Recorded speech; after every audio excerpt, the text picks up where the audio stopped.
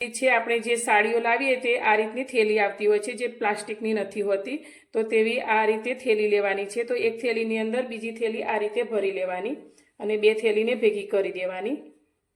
અને આ રીતે ભેગી કર્યા પછી તેની અંદર લસણ ભરી લેવાનું. હવે આ થેલીમાં ભરેલું અને આ રીતે કપડામાં ભરેલું લસણ આપણે કઈ રીતે અને કઈ જગ્યાએ રાખવું તે જણાવું. તો આ રીતે તમે જેમાં લસણ ભરો તે બેગને તમારે જ્યાં હવા આવતી હોય પણ સૂર્યનો પ્રકાશ બહુ ના પડતો હોય, એટલે કે અંધારું જો રહેતી હોય તેવી જગ્યાએ તેને સ્ટોર કરવાનું.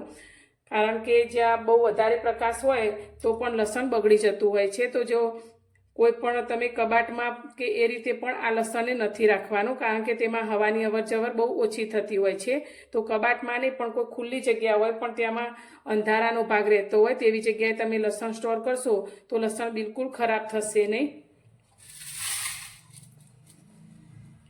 તો આ રીતે તમે બંને રીતે લસણને સ્ટોર કરી શકો છો. આ રીતે મેં 2 કિલો જેટલું લસણ આ રીતે બેગમાં ભરી લીધું છે. હવે તેને આપણે આ રીતે રબર બેન્ડથી પેક કરી દઈશું અને આને એક જ્યાં અંધારું રહેતું હોય તેવી જગ્યાએ સ્ટોર કરીશ. તો તમને મારી આ બંને રીત કેવી લાગી, તો તમને આ બંનેમાંથી કઈ રીત પસંદ આવી તે મને કોમેન્ટમાં જરૂરથી જણાવજો. અને તમને મારી આ લસણ સ્ટોર કરવાની રીત પસંદ આવી હોય તો વિડીયોને લાઇક, શેર અને સબસ્ક્રાઈબ કરવાનું ભૂલતા નહીં. તો ફરી મળીશું એક નવી રેસીપી સાથે નવા વિડીયોમાં.